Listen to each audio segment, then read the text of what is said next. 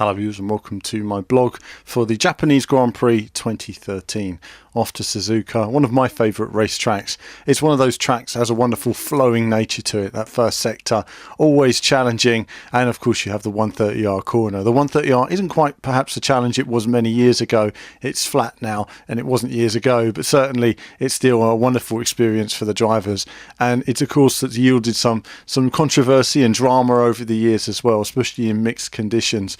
Moving on to 2013 then, and we've seen a very dominant Sebastian Vettel. He's been very strong in Korea, moving to the practice sessions. He was a long way ahead, and of course with problems with his KERS on the Saturday, he wasn't able to get pole, but of course Mark Webber, his teammate, stealing that from him. Nice for Mark. He was the man I think many of us wanted to see get a victory today. So on to the race, and a fantastic start for Romain Grosjean, getting off the line well, overtaking both the Red Bulls. Probably a standard start for Mark Webber, but for Vettel, a very poor start. And of course, Lewis Hamilton getting a good start initially off the line, but getting his right rear caught on the front wing of Sebastian Vettel, and that was the end of his race. And it was a real shame for him as well today, because I think he would have had a good chance of certainly getting in the mix, not necessarily to win, but I think a podium place would have been a good battle between him and the Lotus. So Romain Grosjean then holding on for the first stint to that lead, certainly pushing as hard as he could on that car. Meanwhile, Kimi, due to qualifying, was down, knocking around somewhere in 11th place. The start of the race didn't go too well for him. Further into the race, I'm going to stick close to the main aspects of the day, because we had an unsafe release from Nico Rosberg today, which kind of ruined the other Mercedes. So with Hamilton out of the race due to a damaged tyre, which then damaged the rear brakes, we then had Nico and his unsafe release and drive-through, and that was kind of put Mercedes completely on the back foot. Certainly, it was a weekend of pain for them. That wasn't the last time himself and Sergio Perez would be meeting each other on the racetrack. Daniel Ricciardo again had a drive-through as well for an overtake he made.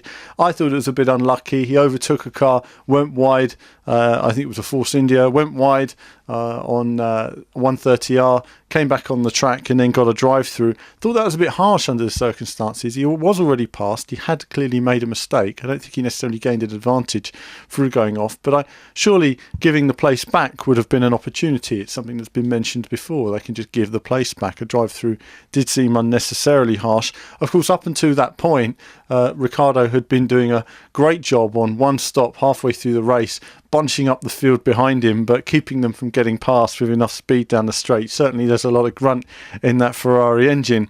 So we had a drive-through as well for Massa, 3 drive-throughs today, obviously for speeding in the pit lane. That was a shame for Felipe, and that sent him well down the order.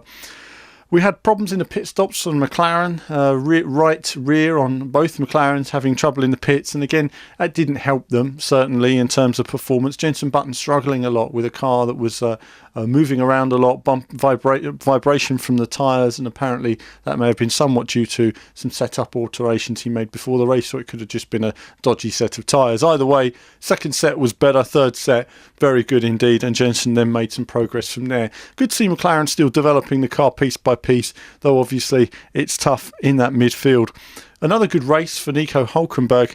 He's showing again his star performance. He belongs in a car that can win races, of that there's no doubt, and it's great to see him constantly improving and dragging that Sauber team up.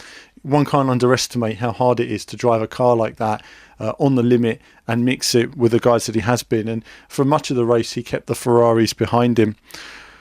Kimi Raikkonen, I think a note should go to him today, working his way from 11th at one point early on in the race right up to 5th place. A good race for Kimi Raikkonen. Just shows what a great racer he is and how he was able to close. I mean, you think at one stage you had Grosjean first and Kimi in 11th, and eventually they finished just 2 places apart, with the Lotuses finishing 3rd and 5th.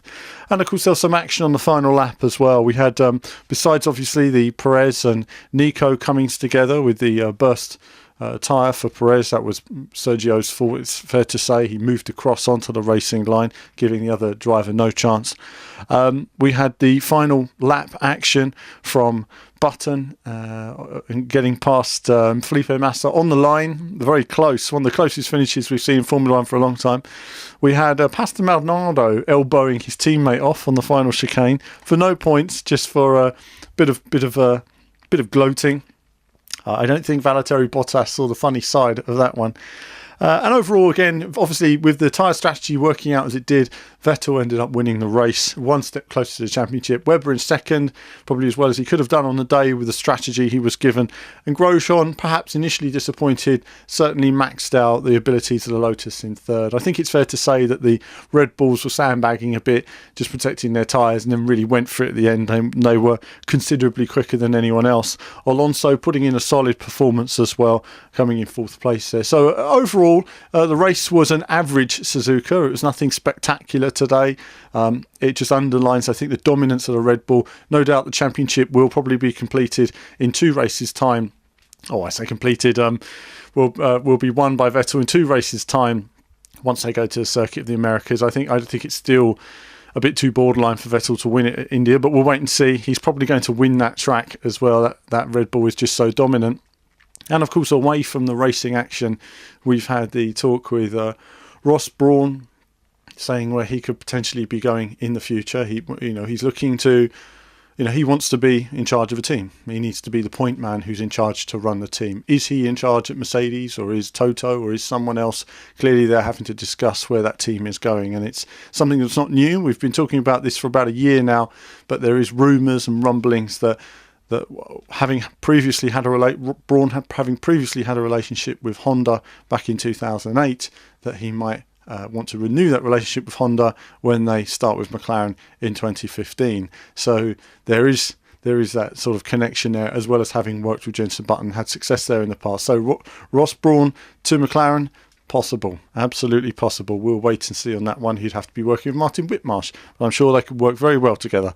So an interesting race. Obviously, it's action throughout the field. Max Chilton pleased that he had a great qualifying session. He's been under a lot of pressure this year at the back. I mean, the guys at the back are doing a good job, but it's very tough for them at the moment with all the resources being directed to the 2014 season. And I think over the next few races now, the development of these current cars is winding down, and of course we focus on the coming races. But of course there is a tough midfield battle for the teams, especially between Sauber and Toro Rosso and Force India as well hanging in there. So it's certainly competitive in the midfield in terms of points for the rest of the season, but we'll wait and see what the future holds. But for 2013, Suzuka Grand Prix has been an average race for this time, but next time we're off to India, we'll see what excitement that can bring, and as ever, there'll be more from me very soon.